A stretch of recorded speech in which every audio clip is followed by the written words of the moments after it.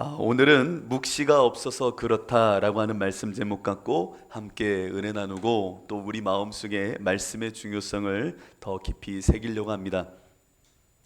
지난주에 나는 날마다 성경을 읽습니다 라고 하는 말씀 제목으로 함께 말씀을 선포하고 은혜를 나누었습니다.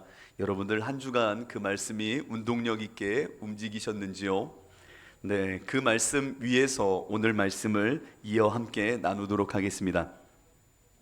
제가 얼마 전에 빅데이터 전문가였던 송기령 박사의 책을 보면서 많은 생각과 고민에 빠졌었습니다.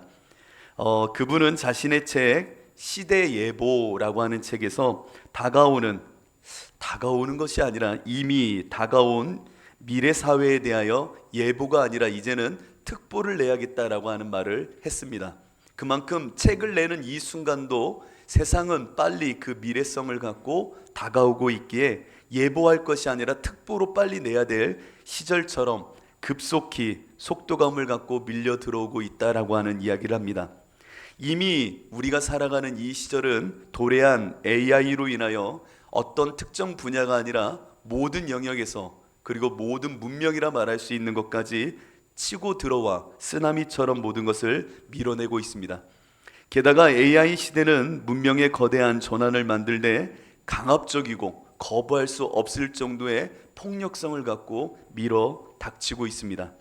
여러분, 이와 같은 시절을 지금 우리가 맞닥뜨리고 있는 겁니다. 다가오는 것이 아니라 그런 시절입니다. 그 책, 송기령 박사가 쓴 책에 보니까 문명의 거대한 전환 속에 이전의 문명은 중량 문명이라고 표현하더라고요. 무게감 있는 중량 문명이었는데 AI 시대는 경량 문명의 시대로 바뀌었다라고 전망하고, 아니 그것이 맞다라고 말하기까지 합니다. 대표적인 예로 과거의 중량 문명 속에서는요, 경제 형태가 대기업이었습니다.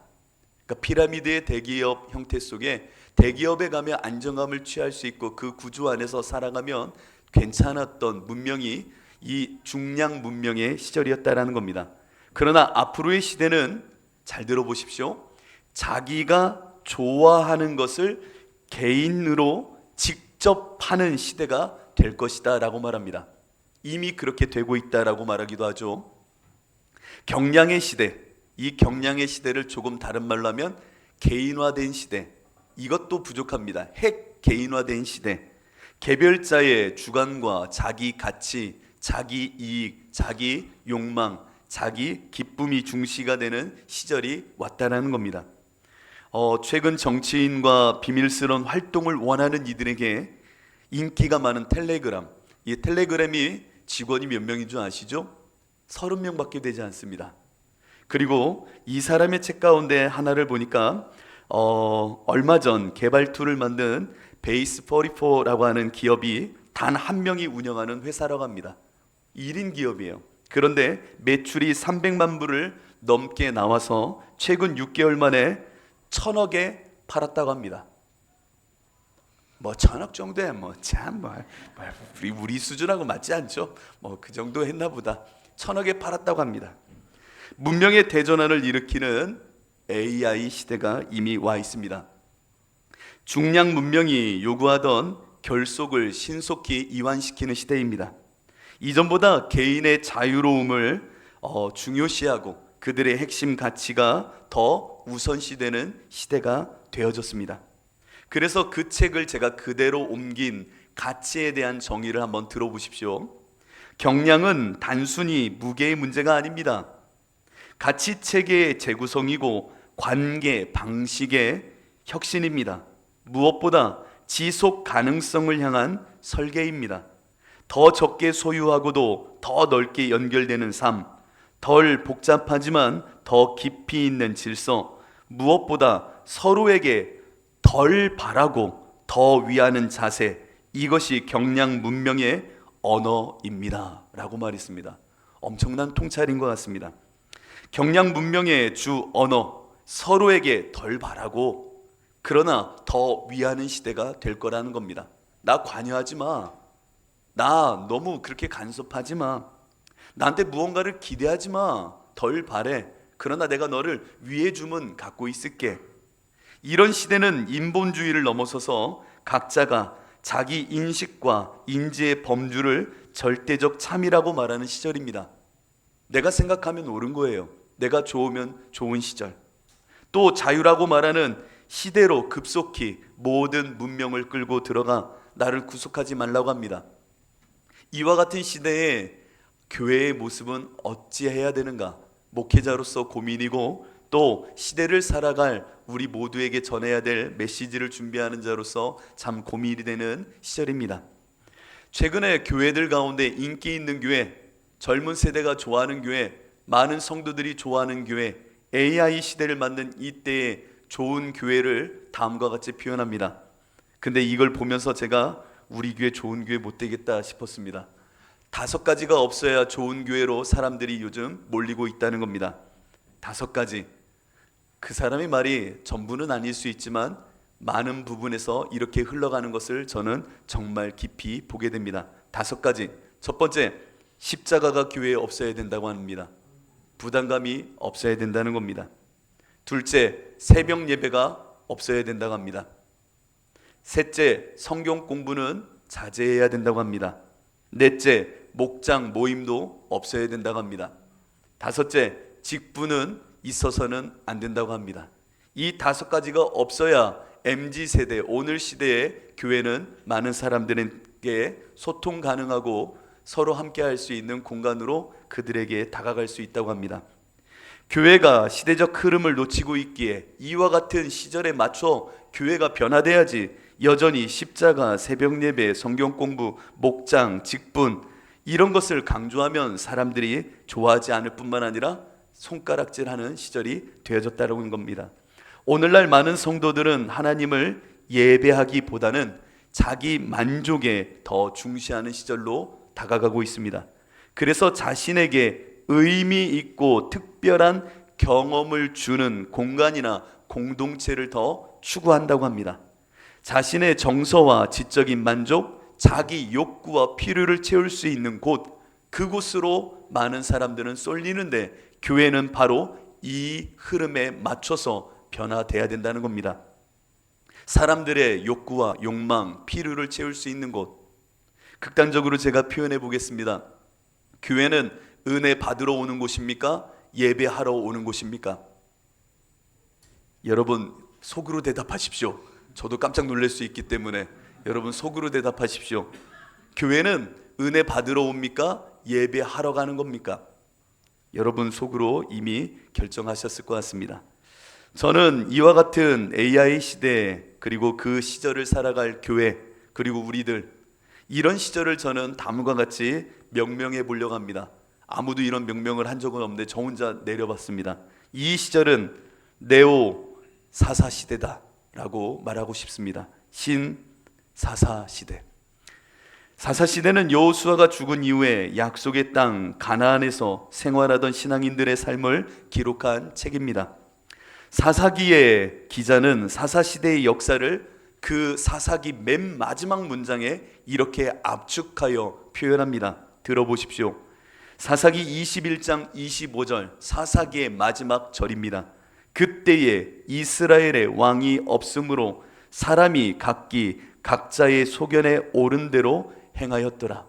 이것이 사사시대를 한마디로 요약하는 말이었습니다. 왕이 없으므로 사람이 자기 소견에 옳은 대로 행하던 시절. 이 말은 오늘 우리의 시절을 이제 마주하게 하는 단어이기도 합니다. 사사시대에는 이스라엘 사회의 무질서를 바로잡아줄 왕이 없었습니다. 그래서 각 지파, 각 개인들이 제멋대로 행동해도 괜찮았습니다. 여기서 말하는 왕은 물론 1차적으로 여호와를 대신하여 국가를 통치하고 질서 잡고 조정할 수 있는 어떠한 보이는 가시적인 힘일 것입니다. 하지만 사사기가 말하는 왕의 부재라는 것은 그런 게 아닙니다. 여호와를 인정하지 않았다라고 하는 핵심을 이 왕으로서 표현하고 있는 것뿐입니다. 이스라엘의 비극과 슬픔, 고통은 언제나 그들이 여호와를 외면하고 중심을 두지 않고 궁극적인 하나님의 통치를 원하지 않음 속에 일어났던 일들입니다. 오늘 본문은 바로 잠언서 29장 18절에 있는 말씀을 통해 우리가 나누려고 하는데, 이 말씀은 바로 이 사사시대의 모습을 또 한번 우리에게 직면하도록 하는 말씀입니다. 묵시가 없으면 백성이 방자히 행하거니와 율법을 지키는 자는 복이 있느니라. 오늘 이 시절 우리에게 필요한 게 있다면 바로 하나님이 주시는 묵시, 이 묵시를 통하여 하나님 중심의 삶으로 우리가 다시금 점검하고 그 중심성으로 나가야 됩니다. 저는 이것을 신사사시대에 우리가 간직해야 될 말씀 중 하나라고 생각합니다. 묵시가 없으면, 하나님의 말씀이 아닙니다, 묵시가 없으면 방자히 백성들은 행하게 되는 시절, 오늘 2026년 우리가 살아가는 이 시절입니다. 예수님께서 제자들과 함께 유대를 떠나 갈릴리로 가고 계셨죠. 갈릴리로 향하던 중 사마리아를 통과하게 됩니다. 사마리아를 통과하다가 수가라고 하는 동네에 잠시 들리게 됩니다. 먹거리가 없고 배가 고팠던 그 상황 속에 제자들이 동네에 들어가 먹을 것을 찾으러 가죠. 예수님 덩그러니 우물가에 앉아 계십니다. 그리고 나서는 제자들이 다시금 돌아오지요. 돌아온 제자들은 헐레벌떡 뛰어와 예수님께 먹을 양식을 드리며 이런저런 이야기를 이어나갑니다. 이때 예수님이 그렇게 달려온 제자들에게 이렇게 말합니다. 나 먹을 것이 있다. 나의 양식은 나를 보내신 이의 뜻을 행하고 그의 일을 온전히 이루는 것이지 라고 말한 후 바로 이어 이렇게 말합니다. 너희는 넉 달이 지나야 추수할 때가 이르겠다 말하지만 나는 이미 밭이 희어져 추수하게 되었음을 보고 있다 라고 말씀하십니다. 지금 예수님과 제자들은 같은 시간, 같은 공간에 있는 겁니다. 다른 세계를 사는 게 아니에요. 같은 공간과 시간 안에 있는데 예수님이 하시는 말씀, 나는 먹을 양식이 있다는 겁니다. 먹을 양식이라 말하면 당연히 떡일 것인데, 영원을 살고자 하셨던 예수님께서는 하나님의 뜻을 행하고 온전히 이루는 것이 나의 양식이라는 전혀 다른 이야기를 하십니다. 제자들의 눈앞에는 지금 밭이 아직 추수할 때가 되지 않았는데 예수님은 그 밭을 보며 이미 희어져 추수할 때가 되어졌다라고 말하고 계십니다. 과연 무엇이요? 이 제자와 예수님의 이 엄청난 차이, 질적인 차이를 만들고 있는 걸까요? 전혀 다른 세계를 살고 있잖아요. 같은 시공간에 있는데 전혀 다른 세상을 살게 하고 있는, 살아가고 있는 모습을 오늘 본문이 말하고 있는 겁니다.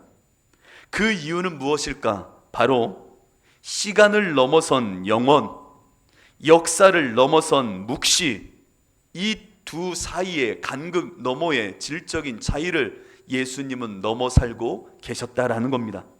영원, 말씀의 묵시를 보는 자, 이 말을 쉽게 말하면 하나님의 나라를 바라보며 그 세계를 살아가는 자, 이 자가 바라보는 세상과 세상의 자기 인식과 인지에 묶여 살아가는 자의 삶은 전혀 다르다는 겁니다. 하나님의 나라를 볼 수 있는 자, 그들이 바로 그리스도인이요, 하나님의 나라를 바라보며 그 중심을 잡고 진리 속에 살아갈 수 있는 이들이 그리스도인이어야 하는 때입니다. 오늘 이 시간 우리는 세상 사람들이 바라보고 있는 그 시공간에 묶인 자가 아니라 영혼의 진리를 갖고 방자히 행할 것이 아니라 하나님이 주시는 생명의 길로 지금 긴급하게 그리고 두렵고 떨림으로 나갈 시절을 맞았습니다. 무엇을 쌓아야 하나님의 나라를 얻을 수 있을까요? 무엇을 배워야 하나님의 나라를 볼 수 있을까요? 무엇을 우리가 축적하고 이력으로 만들어야 하나님의 나라를 소유할 수 있을까요? 사실 그 무엇으로도 얻을 수 있고 배울 수 있는 것이 아닙니다. 예수님은 요한복음 3장 3절을 통하여 우리 존재를 향하여 다음과 같이 선포하십니다. 진실로 진실로 내게 이르노니 사람이 거듭나지 아니하면 하나님의 나라를 볼 수 없느니라. 거듭나지 않으면, 물과 성령으로 거듭나지 않으면 하나님의 나라, 영원, 묵시라는 것은 볼 수도 없고 가늠할 수도 없다라는 겁니다. 죽었다 깨어나도 거듭나지 않으면요, 물과 성령으로 회심을 경험하지 않으면 새롭게 창조될 수가 없으며 내 안에 영이 깨어나 하나님을 예배할 수도 없습니다. 하나님은 영이시거든요. 내 영이 깨어나 하나님과 소통하며 그분과 연합하기 위해서는 우리가 거듭나야 됩니다. 거듭나지 않고는 우리의 영으로 혼과 몸을 산 제물로 하나님께 드릴 수 없는 시절, 그것이 바로 우리의 지금의 시절이고 우리의 모습이라는 것을 잊지 말아야 됩니다. 이 마음속에 오늘 말씀을 들으십시오. 묵시가 없으면, 그 묵시를 보는 거듭난 자의 삶이 안 되면 방자히 행하는 시절이 오늘의 시절이다 라고 하는 말씀입니다. 그렇다면 말씀을 이상이 아니라 묵시로 읽어낼 줄 아는 실력을 키워야 됩니다. 여러분, 거듭남 속에 이상이 아니라 말씀 속에 하나님의 묵시를 읽는 영적인 감각과 스스로의 어떠함 속에 하나님이 이루신 거듭남의 순종이 이루어질 때가 됐습니다. 기록된 말씀이 말씀 그대로 고착되면요, 사람의 이상이 됩니다. 내가 꿈꾸는 이상이 된다고요. 그러나 말씀이 우리의 깊은 자아의 심장을 헤집고 들어오면 우리의 전 삶과 존재를 흔들어 버리는 묵시가 되어집니다. 이것을 여러분 깨달아야 됩니다. 여러분, 이 이후의 시절은 이 묵시가 있는 삶을 살아야 됩니다. 말씀이 이상이 되는 것과 말씀이 묵시가 되는 것은 미래를 지향한다는 측면에서는 유사해 보입니다. 교회 안에도 수많은 말씀의 비전과 이상이 있겠지요. 그러나 묵시와는 전혀 다릅니다. 둘 다 미래성을 향한 열려져 있는 모습처럼 보이나 어떠한 것이 참 믿음인가를 묻는다면 묵시가 우리에겐 생명이요, 하나님의 진리요, 나를 움직이는 힘이 되는 것을 알아야 됩니다. 이상과 달리 묵시는요, 하나님께서 주체가 되어 성도의 역사 가운데, 우리의 삶 가운데 일으키시는 거룩의 일입니다. 이것을 우리 주사랑교회는 알아야 됩니다. 묵시, 하나님의 묵시는 기록된 말씀이 살아 움직여 내 안에 들어오는 실존적인 역사입니다. 거룩의 일입니다. 이 모습을 형상학적으로 위상학적으로 잘 보여주는 사건이 하나 있어요. 출애굽기 24장 12절 이하를 보면 하나님께서 모세를 시내 산으로 부르십니다. 모세야, 시내 산으로 올라와라. 내가 너와 언약을 세우겠다. 이것이 그 유명한 시내산 언약입니다. 하나님께서 모세에게 이르시기를 너는 산에 올라 내게로 와서 거기 있으라. 산에 올라와 거기 있어. 네가 저 백성을 가르치도록 율법과 계명을 돌판에 기록해 주겠다라고 말씀하십니다. 모세는 당시에 자신의 부하였던 여호수아와 몇몇 사람들을 산 밑에 중턱에 놓고 홀로 산 위로 올라가게 됩니다. 산에 올라가는 그 길 속에 자꾸만 구름이 뒤따라오는 겁니다. 여러분, 이런 경험이 있으시죠? 저도 있습니다. 이 산 벌써 3년 됐나요? 저희 아들과 같이 이렇게 한라산 겨울산 등반하는데 구름같이 이렇게 확 밑으로 따라오더라고요. 산 높은 산 올라가면은 구름이 자꾸 뒤따라오죠. 모세에게는 그런 경험이 더 깊이 있었던 것 같습니다. 그 산 위로 올라가는데 모세 뒤로 구름이 자꾸만 따라오는 겁니다. 산 위에서는 밑을 볼 수 없고 밑에서도 산 위를 볼 수 없는 상태에 이르게 된 것입니다. 맞습니다. 묵시라고 하는 것은 말없을 묵, 보일 시자를 씁니다. 말없을 묵의 보일 시. 묵시는 겉으로 드러내지 않는 침묵이지만 그 드러내심은 엄청난 겁니다. 묵시는 강요하거나 윽박 지르는 것이 아니라 그 소리 없음으로 그 내용을 전할 수 없다는 것이 아니라 모든 것을 멈춰 세운 후에 드러내시는 것이 묵시입니다. 묵시는 소리 지르는 계시나 강요하는 명령은 아닙니다. 묵 이후에 시가 임하는 겁니다. 침묵이 먼저요, 인생들에게 모든 자기 판단과 자기 생각을 멈추게 하신 후에 보이시는 것이 묵시라고 하는 겁니다. 인간의 말, 해석, 계산, 측량이 멈춰진 자리에 하나님의 뜻이 강력히 침노하듯 저 산에서 밑으로 구름을 뚫고 내려오는 것이 묵시라고 하는 겁니다. 그래서 내려온다라고 하는 동사를 묵시는 늘 사용합니다. 나에게 임한다. 산에서 밑으로 내려온다. 구름이 낀 그 위에 모세가 하나님과 무슨 일을 하고 있는지 보이지가 않지만 모세는 그 위에서 하나님의 말씀을 받고 있더라는 겁니다. 사무엘상 3장 1절과 2절을 보면 시절에 묵시 없음을 다음과 같은 방식으로 표현합니다. 이 사무엘이 엘리 앞에서 여호와를 섬길 때에는 여호와의 말씀이 희귀하여 이상이 흔히 보이지 않았더라. 엘리의 눈이 점점 어두워 가서 잘 보지 못하는 그때에 그가 자기 처소에 누웠고 라고 표현합니다. 엘리, 거룩을 상징하는 제사장입니다. 당시에 하나님이 세운 제사장, 그의 눈이 멀어가고 있었습니다. 곧 도덕, 영적인 타락이 그 시절에 혼잡함으로 제멋대로 사는 시절이 되고 있었다라는 겁니다. 사사시대의 끝자락 아닙니까? 어두운 그 시절, 자기 소견에 오른 대로 자기 욕망만 채우려고 뛰어다니는 그 시절, 그때의 아이 사무엘이 엘리 앞에서 여호와를 섬겼는데 여호와의 말씀이 희귀했다라는 겁니다. 여호와의 말씀이 왜 없었습니까? 율법이 있었어요. 그러나 하나님에 대한 그 말씀이 희귀하여 이상이 흔히 보이지 않았다라고 말합니다. 여기서 이상은 제가 멀리하고 싶은 이상이 아닙니다. 여기서 이상이 보이지 않았다에 보이지 않았다는 위에서 내려오지 않더라라는 동사를 사용합니다. 곧 여기서의 이상은 이상이 아니라 묵시로서의 말씀을 말하는 겁니다. 위에서부터 내려오는 이상, 그 묵시가 하늘로부터 모세가 구름 밑으로 계명을 갖고 내려오듯 내려오는 묵시가 없던 시절이었다는 겁니다. 흔히 보이지 않는 시절, 묵시를 만날 수 없던 그 시절, 하나님이 인간에게 직접 주시는 묵시로서 오직 위로부터 아래로 내려와야 될 그 말씀이 없던 시절이 바로 이때였다라는 겁니다. 여러분, 우리 안에 말씀이 아닌 이제 말씀이 내 안에 묵시가 되어지는 시절을 살아야 됩니다. 그렇지 않으면 방자히 행하는 정말 거듭난 자가 누릴 저 하늘나라의 세계관을 갖고 살아갈 수가 없는 시절이 되어져 버렸습니다. 모세가 산에 거하는 엿새 동안 구름이 산을 가렸다라고 말합니다. 그리고 7째 날 구름 가운데서 하나님은 모세를 부르십니다. 하나님께서 말씀을 돌판에 새기는데 참 고생스러워서 6일 동안 새기고 계시냐고, 기다려봐라, 야 이거 왜 안 파지냐 하면서 6일 동안 그렇게 하고 계셨던 걸까요? 오늘 이 말씀이 우리에게 은유적으로 선포하는 말씀의 이면을 보아야 됩니다.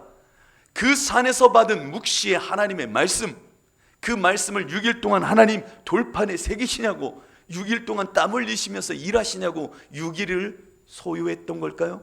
아닙니다. 여러분, 6과 7 무엇이 보이십니까? 세상을 창조하셨을 때의 하나님의 날의 계수함을 보여주는 겁니다. 다른 말로 묵시의 창조성과 새 창조의 그 거대한 하나님의 일하심이 담겨져 있는 겁니다. 묵시는 창조요, 혼돈과 공허 너머에 하나님의 일하심을 드러내시는 방식입니다. 여러분들 가운데 묵시가 있어야 됩니다.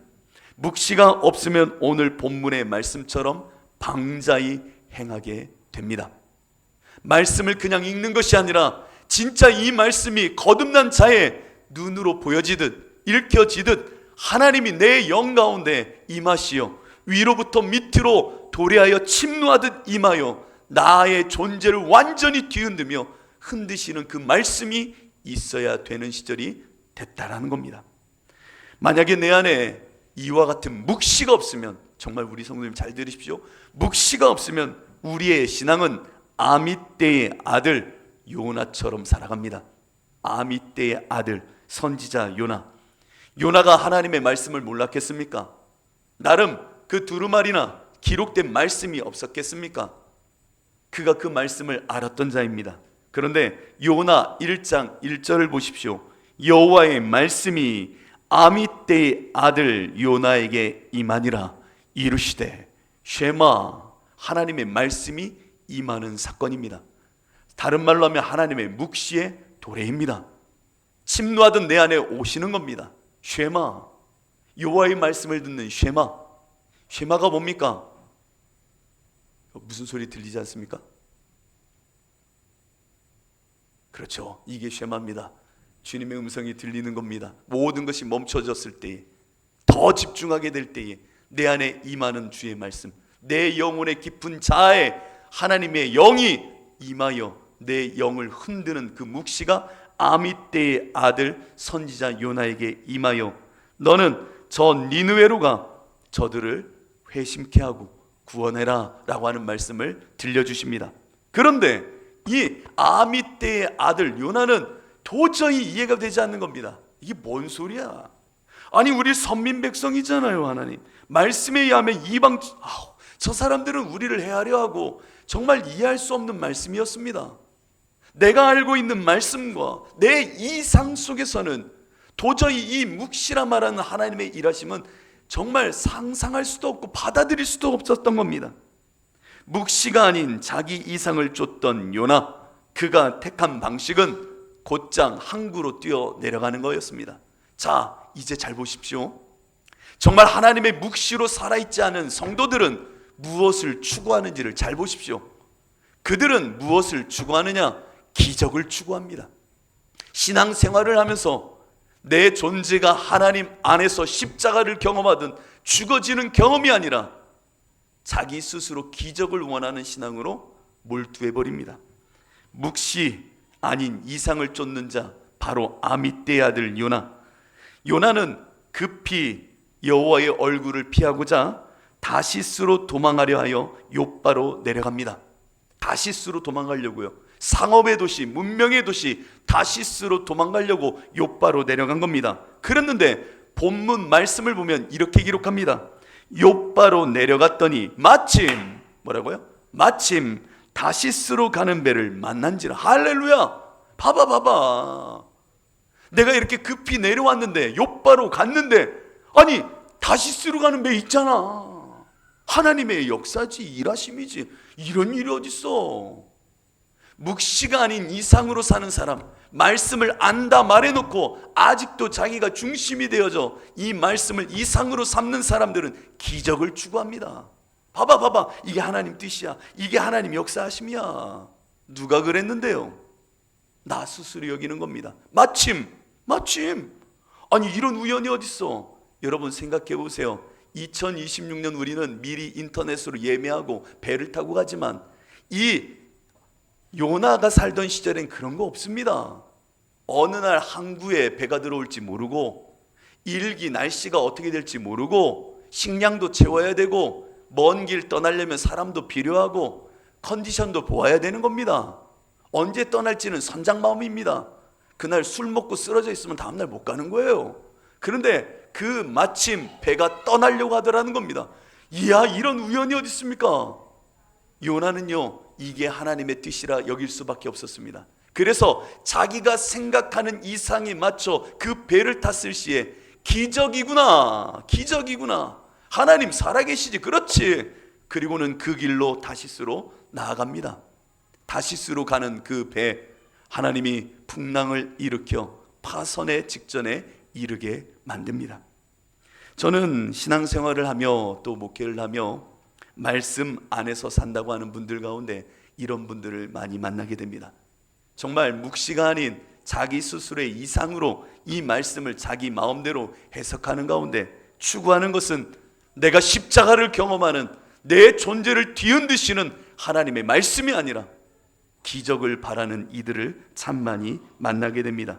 내가 말씀을 읽다, 그래 이게 맞겠지 스스로 생각하는, 자기가 주체가 되어 판단하는 말씀 속에 이상으로서 하나님을 대하다 보니 끊임없이 수많은 사건들 속에 기적을 탐합니다. 봐봐, 이게 하나님 뜻이야, 이게 하나님의 뜻이야. 과연 그것이 하나님의 뜻일까요? 그렇지 않습니다.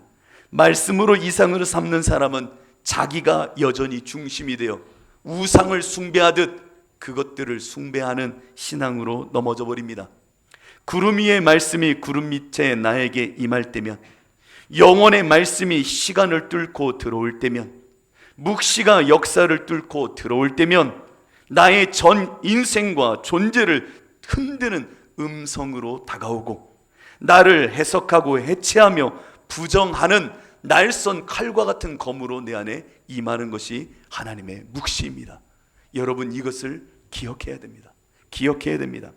히브리서 4장 12절로 13절은 이와 같은 하나님의 묵시의 말씀을 기가 막히게 기록합니다. 하나님의 말씀은 살아있고 활력이 있어 좌우의 날선 어떤 검보다 예리하여 혼과 영과 및 관절과 골수를 찔러 쪼개기까지 하며 또 마음의 생각과 뜻을 판단하시나니 지으신 것이 하나도 그 앞에 나타나지 않음이 없고 우리의 결산을 받으실 이의 눈 앞에 만물이 벌거벗은 것 같이 드러나느니라.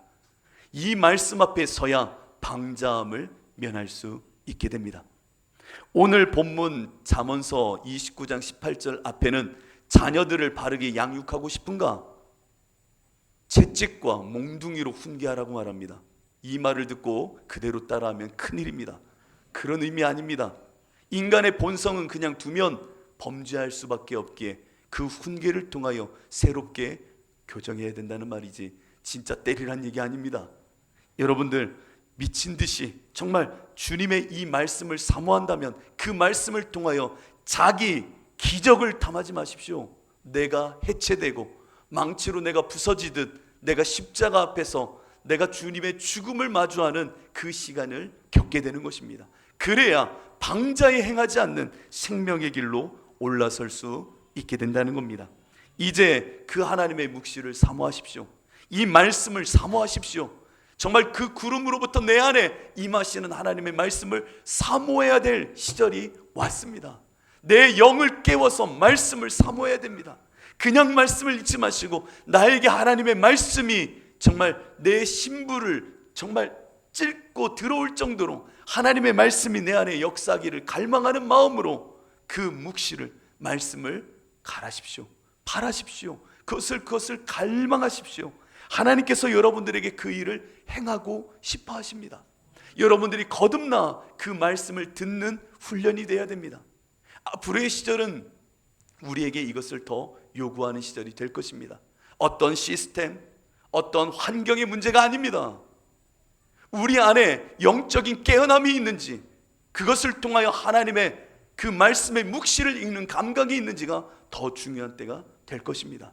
여러분 깨어나야 됩니다. 우리 주사랑교회 더 깨어나 말씀이 묵시가 되는 사람들이 이 자리에 차고 넘쳐야 됩니다. 정말 주님의 말씀 앞에 방자에 행하지 않고 그 말씀을 향하여 나아갈 수 있는 사람. 그렇다면 묵시가 내 안에 들려질 때면 인생을 그 앞에 맞추는 훈련을 하시기 바랍니다. 말씀을 이상으로 삼는 사람들은 방자함 가운데 인생의 풍랑을 만나 파선을 겪게 될 것이지만 묵시의 인생을 전적으로 맞추는 순전한 사람들은 요한계시록의 말씀처럼 어린 양의 혼인잔치에 참여하게 될 것입니다. 저는 분명하게 이 말씀을 전하고 싶습니다. 여러분, 이상에 빠져 신앙생활하면 파선을 겪습니다. 그러나 하나님의 묵시로 그 말씀의 생명으로 진리로 내 안에 온 것을 따라 내 인생을 한번 걸면 우리는 반드시 어린 양의 혼인잔치에 들어가게 될 것입니다.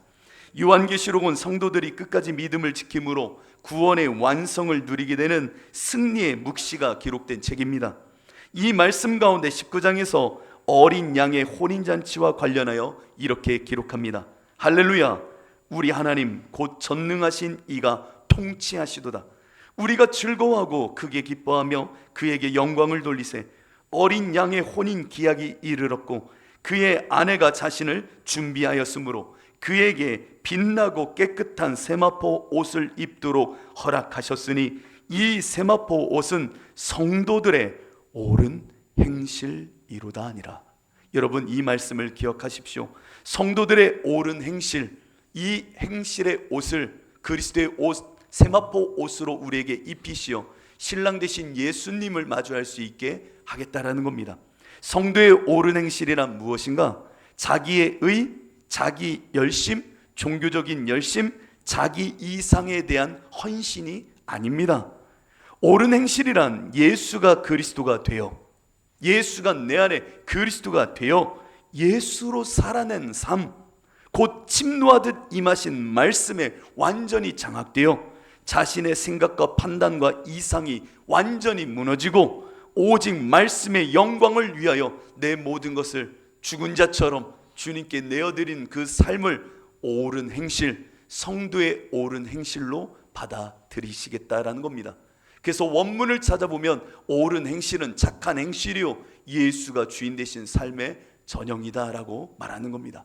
예수가 재현되는 삶, 예수가 내 안에 주인 되시는 삶, 그것을 성도의 옳은 행실로 삼아 나에게 세마포 옷을 입혀 그 천국 잔치에 들어오게 하겠다라는 겁니다.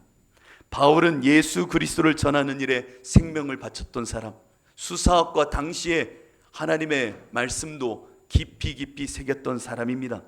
그랬던 사람이 시간이 지날수록 육체의 가시, 육체의 고난, 육체의 아픔이 더 도드라지기 시작합니다. 선교를 하는데 자꾸 몸이 아픈 겁니다. 그래서 하나님께 기도하죠. 하나님, 저 좀 고쳐주세요. 내가 저 사람들에게 이적과 기사가 드러나는 이 수많은 일들을 그냥 보이곤 있지만 말씀을 전하는 내가 몸 아파하고 이렇게 비리비리한 모습을 갖고 있으면 무슨 덕이 되겠습니까? 하나님, 하나님 저 좀 고쳐주세요 라고 3번이나 생명 걸고 기도합니다. 그냥 기도한 거 아니에요. 너무 힘들고 너무 스스로의 자존감과 하나님 위에 산다고 하지만 선교에 방해가 되니 하나님 고쳐달라고 3번이나 오랜 시간 간구하지요. 하지만 자신이 원하던 대로, 말씀에 기록된 대로 하나님은 일하지 않으시는 겁니다. 하나님의 치유의 역사, 하나님 말씀으로 새롭게 하심의 역사가 분명히 나는 알고 있는데 그 말씀이 내 안에는 이루어지지 않는 겁니다. 그래서 자신이 원하는 이상 때문에 고민하기 시작합니다. 왜 말씀을 따라 구하는 나에게 하나님의 이 치유가 임하지 않는가? 그리고 나선 오랜 시간 기도하는데 하나님께서 그 말씀의 묵시를 열어주십니다. 내 은혜가 내게 족하다. 이는 내 능력이 약한 데서 온전하여 짐이라. 이것이 말씀의 묵시로 도래하는 겁니다. 내가 알고 있던 이상의 말씀이 아니라 그 말씀 한 자락이 하늘로부터 구름을 뚫고 내 안에 와 나를 완전히 부수어 놓는 겁니다. 내 은혜가 내게 족하다. 네가 그 약한 가운데 나의 능력이 온전히 드러남이지 라고 하면서 그 말씀을 주십니다. 바울은 이 말씀을 듣고 과감히 자신의 이상을 고집스럽게 구하지 않고 다 던져버립니다.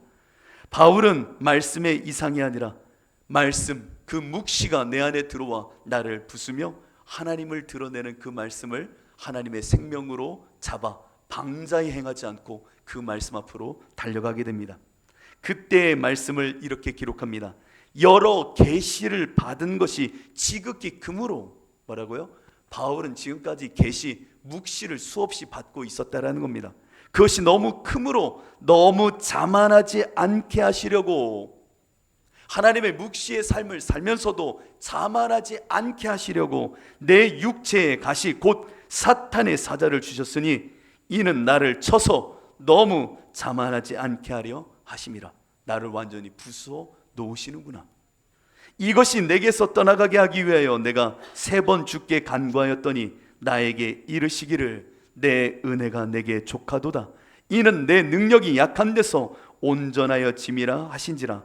그러므로 바울의 서신을 읽거나 고백을 읽을 때 주의해야 되는 것은 접속사입니다. 그러므로 도리어 크게 기뻐한대요. 그 말씀의 묵시 속에 기뻐한대요. 나의 여러 약한 것들에 대하여 오히려 자랑하리니 이는 그리스도의 능력이 내게 머물게 하려 함이라. 그래, 내가 완전히 부서져 이렇게 주 앞에 사는 것, 이것이 주님이 원하시는 바라면 내가 이 말씀대로 살겠다라는 겁니다. 방자히 행하지 않겠다라는 겁니다. 묵시에 맞춘 결단, 능욕도 궁핍도 박해도 권고도 기뻐함으로 바꿔버리고, 내가 약한 그때의 십자가의 강함이 나타난다면 내가 그 말씀을 따라 나를 완전히 맞추어 방자히 행하지 않고 주님을 향하여 나아가겠다. 이것이 바울의 신앙이었습니다. 그러므로 내가 그리스도를 위하여 약한 것들과 능욕과 궁핍과 박해와 곤고를 기뻐하노니 이는 내가 약한 그때의 강함이라. 주의 묵시에 자신을 완전히 걸어버리는 겁니다. 여러분, 우리의 삶은 그냥 두면 방자해지는 시절을 맞고 있습니다. 교회도 오무 시대, 십자가가 없어야 나의 쾌락과 그리고 내 안에 새벽 기도도 없어야, 내 안에 이 교회 안에 무엇이 없어야 편안하게 할 수 있다라는 시절이 다가오고 있습니다. 여러분들, 우리 안에 말씀이 묵시가 되는 그 경험을 추구해야 되는 시절이 더 다가온 겁니다. 여러분, 말씀을 많이 읽으십시오. 이 말씀이 내 안에 묵시로 다가오는 그것을 위하여 생명도 걸어보십시오. 여러분들의 각자의 자리에서 말씀을 읽고 또 기도하는 습관, 이 기도의 열심을 더 내야 될 때입니다. 여러분들의 각자의 자리에서 기도하셔야 돼요. 말씀 보셔야 돼요. 제가 뭐 사감 선생님이니까 다 검사하고 성경 몇 장 읽으셨어요? 맞아. 그리고 기도는 몇 시간 하셨습니까? 아니잖아요.